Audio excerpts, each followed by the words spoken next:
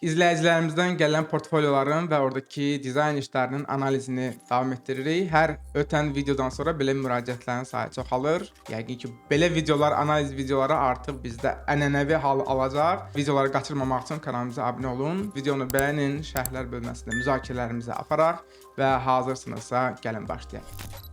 Salam, mən Rizvan Bağırlı, qrafik dizayner, Adobe Expert və qrafik dizayn sahəsində təlimçiyəm. İlk portfolyo Elman Əkbərov tərəfindən gəlib. Əslində Elmanın Behance portfolyosu yoxdur. Bu işə təzə başlayan həvəskar birisidir hələlik ki. Və ona görə o portfolyo şəklində deyil də ayrı şəkillər formasında mənə işlərini göndərib. Sayı da çox deyil. Üzərindən sürətlə keçib bu işlərin analizini aparaq. İlk nümunə belə bir futbol idman mövzulu posterdir. Ümumi olaraq kompozisiyada ciddi bir problem yoxdur. Yəni idman futbol sahəsindəki posterlərin təxminən aşağı-yuxarı bu tipli kompozisiyalar olur. Mərkəzdə lider olur. Bu çox vaxt oyunun hansısa komandanın daha doğrusu aparıcı oyunçusu ola bilər, məşqçisi ola bilər, bəlkə loqotip ola bilər.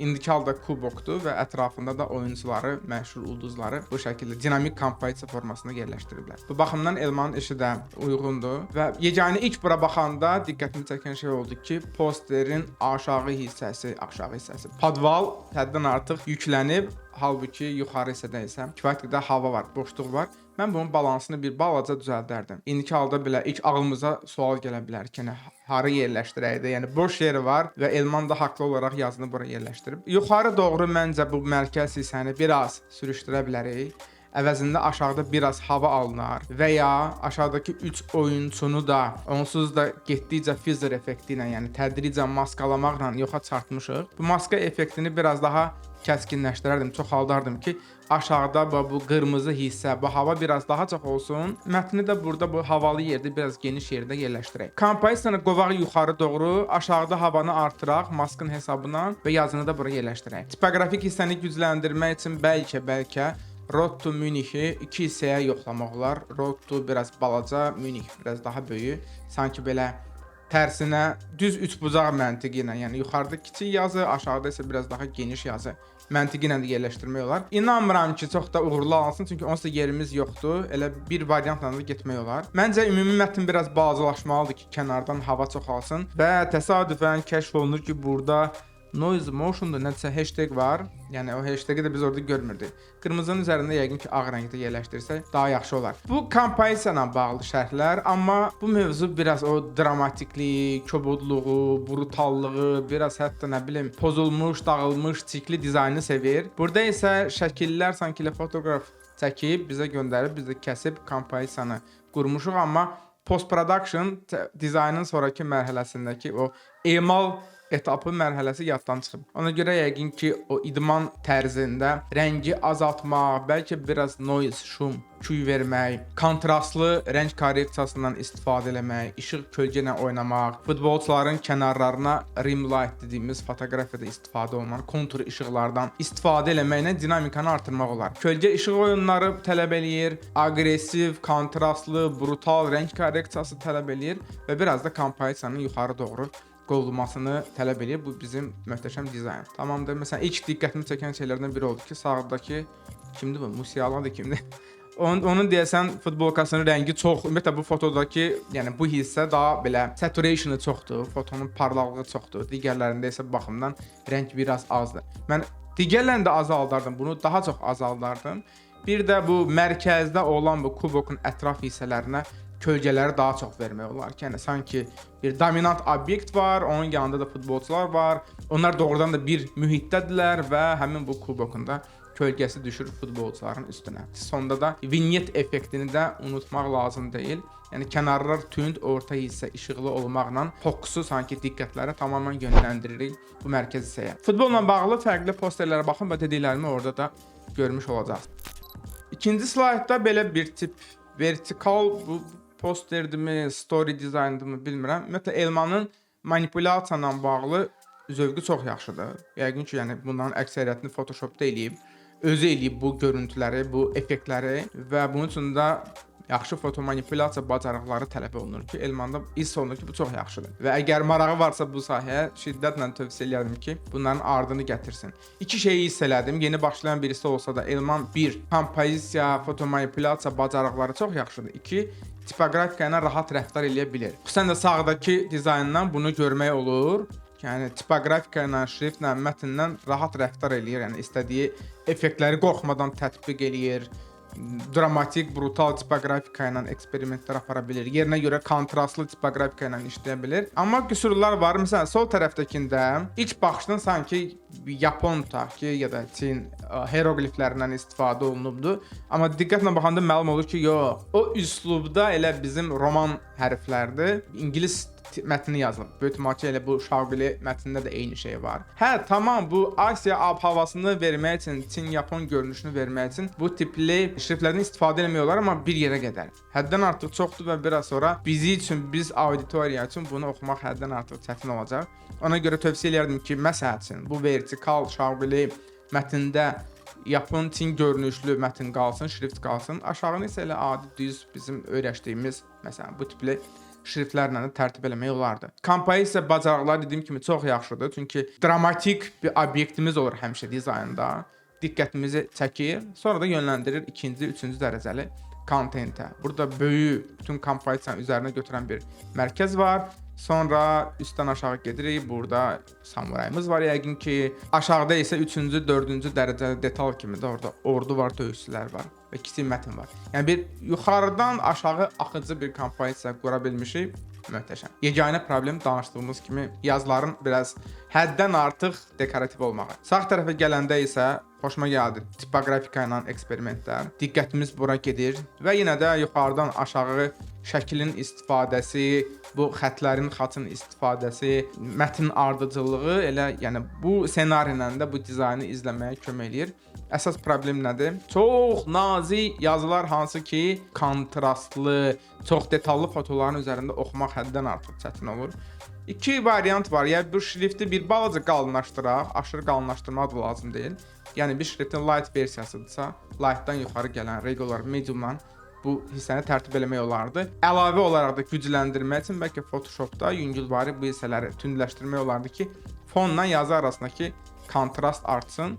Yəni dinamik görüntü üçün yuxarıdan aşağı gəlirik, motion blur effekt verib bəyənilsin. Bu daha çox biraz nə deyək, art poster deyə. Bunu sadəcə aşağıda təkrar yerləşdirmişəm, amma yaxın plandan ki, biraz əvvəl dediklərimi təsdiqləyək. Yəni Elman çox qəşəng manipulyasiya işləri görə bilir. Çox detallıdır, hiss olunur ki, fırçalardan, bəlkə overlay effektlərdən, yəni işıq effektlərini şəklin üzərinə əlavə eləməkdən qorxmur, çəkinmir, rahat-rahat eksperimentlər aparır və eyni zamanda da yekun nəticədə çirkli olmur. Bu baxımdan möhtəşəmdir. Yenə də amma bir Ghost of nəsə bir yazı yazmışıq. Yəni mən sadəcə diqqətlə baxanda bilirəm ki, orada yazı var və oxumağa da cəhd edirəm, birtəhər oxuya bilirəm. Halbuki belə olmalı deyil. Bir mətn varsa bir mesaj veririk. Mesaj da ki, qarşı tərəfdən auditoriyadan asanlıqla qəbul olunmalıdır. Tamam, yəni əziyyət çəkməməlidir auditoriya buna görə. Bu baxımdan kontrastın az olması işləri korlayır. Çox rahatlıqla elə bu o hərfindəki ağ kimi digərlərini də ağ rəngdə verə bilərdi. Dizaynerimiz və məncə kontrastın hesabına da mətn daha da yaxşı oxunardı. Növbədə Nihat Hüseynov və onun Behance portfoliosu. Portfolyoya baxdıqda bilinir ki, Nihat bu işə təzə başlayan birisidir, amma çox zövqlü işləri var. Tipoqrafika ilə, təqdimatın özü ilə eksperimentləri çox maraqlıdır. Tövsiyələrimizdən sonra təbii ki, işlərini daha da təkmilləşdirər. İlk olaraq portfolyoda onu deyim ki, coverlər biraz qarma-qarışıqdır və belə sadə, minimal, açıq rəngli, ancaq yazdan ibarət cover da var ki, çox da diqqət çəkməz yəqin ki. Bir tərəfdən foto əsaslı coverlər var. Digər tərəfdən də illüstrativ, kollaj məntiqli coverlər də var. Yəqin ki, ümumi bir üsluba gətirsək daha yaxşı olar. Məsəl üçün, hamısını götür foto ilə davam elə və ya bəlkə yaxşı keyfiyyətli mock-uplarla davam elə. Bir editorial dizayn götürdüm Nihatın işlərindən, bir də səhv eləmirəmsə elə budur. Hə, sosial media işlərindən bir neçə post götürüb onları analiz eləmişəm. Başlayaq editorial dizayndan. Bu işi portfolyoda çox maraqlı, dinamik şəkildə bu gördüyümüz bu kadr elə portfolyonun özündən, o prezentasiyanın özündən maraqlı, dinamik şəkildə tərtib eləyibdir. Nihat baxdığı da abloşka, üz qabığı, cover diqqətimi çəkdi, maraqlıdır. Bunu görəndən sonra bilirsən ki, içəridə də aləm dəyəcək bir-birinə. Amma bu şrifti görəndən sonra condensed düz fontu gördüm. İçəri gələndə gördüm ki, şrift dəyişməyə başladı. İlk diqqətimi bu çəkdi. Niyə o zaman üz qabığında, coverda da elə bax bu oyuna yaraşan, bu brutal, biraz dinamik, biraz ekspresiv şrifti istifadə eləməmişik ki, elə bunu istifadə eləyək də. Ola bilər font pairing dediyimiz şrift cütlüyündən istifadə eləyə bilər. Condensed plus bu. Əla, tamam, bir şey demirəm. Digər səhifəyə gedəndə məlum olur ki, həyatımıza yeni şriftlər gəlməyə başlayır. Bu 1, bu 2, bu 3, bu 4. Bunu tam tuta bilməm. Bu deyəsən elə ya bu, ya bu. Bu da yəni başqa şrift ola da bilər, olmaya da bilər. Yəni onsuz da 4 şriftimiz oldu. Biz font pairing, şrift cütlüyü istifadə edəndə adətən tamam fərqli kateqoriyalardan şriftlərə müraciət edirik. Amma bunlar hamısı təxminən dırnaqsız şrift dediyimiz ya da bəzən də grotesk adlandırdığımız bir şrift kateqoriyasıdır. Hamısı bir-birinə oxşayır. Biri biraz ensizdir, birinin biraz kəsikləri var, digəri biraz ink trap dediyimiz, yəni mürəkkəbin çernilinin axıb düşdüyü o tələlərdən istifadə olunubdu. Biraz təbii ki, stilistik formada. Aşağıda kütləvi mətn içində hansısa bir geometrik şriftdən istifadə olunub. Bunlar hamısı bir kateqoriyadan olan şriftlərdir. Niyə fərqli edirik ki? Maksimum lap eləmək olarsa da ikisini götürək. Hə, başlıqlarda belə ekspresiv, kəsilib doğranmış şriftlər istifadə eləyək. Kütləvi mətndə bu düz variantı. Amma ikisində də dayanaq. Artıq 3-cü, 4-cü şriftə bəlkə də ehtiyac yoxdur. Bu slayda qayıdacağam, davam eləyirik. Səhifələri möhtəşəm tərtib eləyib, yəni yəqin ki, oyun mövzusudur bu və oyun mövzusuna da uyğun olaraq da dinamik, fərqli şeyplərlə, aqressiv qrafik formalarla, bəzən qrafik toxunuşlarla, xəttlərlə və s.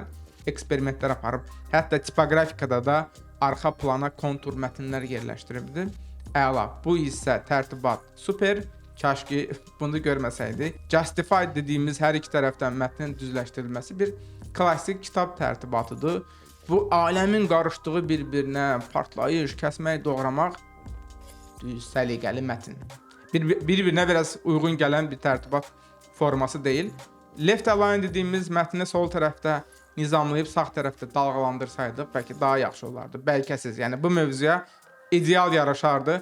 Hətta yerinə görə mətn blokunu belə düzbucaqlı şəkildə yox, bir tərəfdə düz, bir tərəfdə belə əyri, yekunda trapesiyanı xatırladan bir konstruksiya halına da gətirmək olardı. Yəni bu mövzu imkan verir ki, dizaynla necə gəldi rəftar eləyiriksə, hətta mətnə də biraz yox, dizaynın əməlli bir aləti kimi yanaşaq və bunu da elə ümumi kompozisiyaya uyğunlaşdıraq. Görürsünüz, yəni hər səhifəyə giririk, kəsmək, doğramaq, üçbucaq, burada düppədüz, ağır bir mətn. Yox, hələ də Justify bu şəkildə heç istifadə eləməyək. Yəni heç olmasa ilk sətirlər düzləşsin, sonuncu sətir harda bitirsə orada bitsin.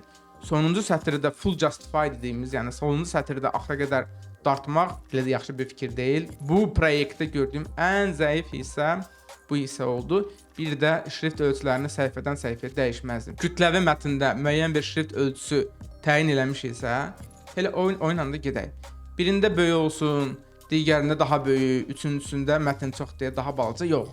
Ən kiçik ölçü nədirsə məsəl üçün buradakı. Bunu təyin eləyək və bütün səhifələrdə tətbiq eləyək. İlk səhifədə xətt, mət, əyri şeyplər görmürdük, qrafik formaları görmürdük. Amma digər səhifəyə gələndə gördük ki, aha, burada dekorativ, qrafik daha doğrusu toxunuşlar var, əyri qrafik formalar var. Digər səhifədə də həmin qrafik formalar var. Kaş ki elə bax, burada da onu versəydi. Bu səhifə nömrələri düz bucaqlı daxilində yox, əyri hansısa dinamik bir qrafik forma daxilində də qala bilərdi. Nihadın portfolyosunda sosial media işləri də var. Gəlin onların da bəzilərinə nəzər salaq. İlk diqqətimi çəkən bu oldu. Spider-Man və arxada işıqlar, partikellar, zərrəciklər, yenə də aləm qarışır, gün batır, gün çıxır nədirsə, çünki burada binanın üstündə işıq var. Həmçində Spider-Man üstündə. Amma bu qaranlıqda qara mətn işləri korladı. Elə kaş ki bu işıq effektlərindən burada tətbiq eləsəydik, fon daha işıqlı, daha nurlu, daha parlaq olardı və onun üzərində də qara mətn rahatlıqla oxunardı. Hə, tamam, işığı bura versək, bura işıqlı, bəlkə maraqsız görünərdi, bəlkə. O zaman elə bu şəkildə də qalardı, amma yazını qara deyil də, buradakı kimi ağ və açıq bej rənglərin cütlüyü kimi istifadə eləmək olardı. Bu proyektdə ən zəif hissə buradır. Rənglərdə problem var, bir də həddən artıq bir-birinə yaxındır. Loqolar, yazı və başlıq biraz hava istəyir. Başlıq, o başlığı izah edən mətn, biraz hava, biraz pauza, fasilə. Sonra da Spider-Man və PlayStation-ın loqolarını qoymaq olardı bura. Bir də sosial mediadır, telefon üçündürsə yəqin ki, bu mətnin həcmi çoxdur. Mətni kiçiltmək olardı ki, azca şrifti böyüdək və mətn oxunaqlı olsun. Sağdakı bir posteri kimi deyil də, daha çox art posteri kimidir. Yəni daha doğrusu informativ posteri deyil də, daha çox art posteri xatırladır. Çünki heç bir mətn yoxdur, heç bir kommunikasiya yoxdur burada. Amma tutaq ki, Red Bull'un Şaxtaşka ilə, Antaklosko ilə nə idi də, yəni posteridir və burada da aləm qarışır, Antaklosko uçur nəyinə, Red Bull'la. Aşağıda işıqlar, yenə də işıq effektləri burada biraz çatışmır. Bunu gücləndirmək üçün bu variantın üzərində bəzi eksperimentlər apardım. Hər şey bu posterdə hərəkətlidir. Antaklosko Red Bull'la bir də uçur, aşağıda işıqlar, burada qar zərrəcikləri. Bu dinamikanı biraz daha da gücləndirmək lazımdır və əlavə olaraq da bu bankaya ekstra diqqət çəkmək lazımdır. Ona görə götürdüm bankanın aşağısına işıq effekti əlavə elədim. Çünki onsuz da burada da var bu xizəyin, bu kirşənin aşağı hissəsində işıq effektləri var. Bankaya da o işığı verdim, sanki bu aşağıdakı isti rəngin bir variantı da, bir əksi deyək, onu təmsil edən bir nümayəndəsi də bu bankanın aşağı hissəsindədir. Yuxarıda soyuqdur rənglər, ona görə yuxarıda əksinə, buradan fərqli olaraq soyuq işıq effekti verdim. Sonra başqa nə etmişəm? Kontrastı artırmışam buradakı, kontrastın hesabına biraz daha canlı, daha dramatik görünsün vizual. Vignette effektini gücləndirdim ki, mərkəz daha işıqlı olsun. Saturation'ı biraz parlaqlığı artırdım ki, daha yeməli, daha canlı görünsün. Bunun üzərində davam eləmək olardı. Bəlkə motion blur vermək olardı ümumi vizuala, sonra da maskalamaqla ki, sanki bu çox statik deyil. Kamera bunu bir anda tutubdu, amma yenə də bu bankanın, bəlkə hətta Antakloskonun bəzi hissələri hərəkətdə də ola bilərdi. Növbəti poster seriyası, 2 poster daha doğrusu. Bu səliqəli, maraqlı, təmiz bir posterdir, amma bunu biraz da təkmilləşdirmək olar. Dream Big, Build Bigger Lego ilə bağlı belə bir posterimiz var. Onsuz da illüstrativ bir görüntüdə, yəni oyuncaq əsasında bir dizayndan söhbət gedir. Mən çox rahatlıqla bunu biraz da böyüdərdim. O qədər böyüdərdim ki, bəlkə böyütmək heç yerimiz də yoxdur, amma yəni yoxlayardım. Azca şəkli biraz böyüdüb aşağı çəkərdim. Bu ən sağdakı göydələn ki var, o gəlib düşərdi elə bir ki, kadrın kənarına. Yəni sanki bunun davamı var. Yəni böyü arzula, böyü inşa et. Elə bu böyülüyü göstərmək üçün, yəni sanki o qədər böyüdür ki, heç kadrı yerləşməyib. Belə bir vizual metaforadan istifadə eləmək olardı. Bunu binaları aşağı dartanda Legoya yer qalmayacaqdı. Legonun logosunu da götürüb elə bura ya da burada yerləşdirə bilərdi. Onsuz da imkanımız var. Və burada da məncə bu qədər uşaq oyuncağı, uşaq deməyək, yəni belə oyuncaq mövzusunun fonunda təzədən fona da bu konstruksiyanın, bu detalların eskizlərini qoymaq məncə artıqdır. Buna heç ehtiyac yox idi. Bu əslində burada belə ilk baxışdan deyəcəksiniz ki, yəni hər şey qaydasındadır. Biraz o bayaqki Şaxtaşkanın nəyini, Şaxta babanın vizualını xatırladan bir görüntüdür. Yəni işıq effektləri var, amma sanki işıq effektlərini biraz da gücləndirmək lazımdır. İşıq burada hardadır? Bu slaytdan baxaq. İsti, nurlu bir otaqdır. Oralardan bir yerdən işıq düşür. İşıq, nə bilim, pəncərədən düşür. Yəqin ki, soyucunun üstündə, burada qaz plitəsinin üstündə görünür ki, arxadan işıq gəlir. O arxadan gələn işıq da bu məstanın üstündə də özünü göstərir. Amma sanki qabımızın bütün bu işıqdan xəbəri yoxdur. Ona görə sadəcə yəni burada çox ciddi dəyişiklik eləmədim. Qabın qablaşdırmanın da üzərinə o işıq effektini verdim. Rim light contour işığı dediyimiz bu kənar işıqlarını verdim. Sanki pəncərədən gələn işıq buranı da nurlandırır, işıqlandırır və əlavə olaraq da işıq buradan düşdüyünə görə qablaşdırmanın önünü işıqlandırdım, kontrastı artırdım və səhv eləmirəmsə biraz da yan tərəfində yüngülvari tündləşdirmişəm. Halbuki əslində bəlkə daha da tündləşdirərdim. Xüsusən də bu məstanın quyruğundan aşağı olan hissəni. Çünki qablaşdırmanın o hissəsində işıq daha az düşəcək. Siz də öz portfolyonuza və dizayn işlərinizdə bu tipli şərhlər almaq istəyirsinizsə, o zaman ekranda gördüyünüz e-maillə işlərinizi göndərin, biz də baxaq və qısa müddətdə onlarla bağlı şərh videosu, analiz videosu hazırlayaq. Və irəlidə təbii ki, belə videolar qaçırmamaq üçün kanalımıza abunə olun. Fikirləriniz varsa çox maraqlıdır, bunları şərhlər bölməsində mütləq qeyd edin. Növbəti dərsdə görüşərik, hələlik sağ olun.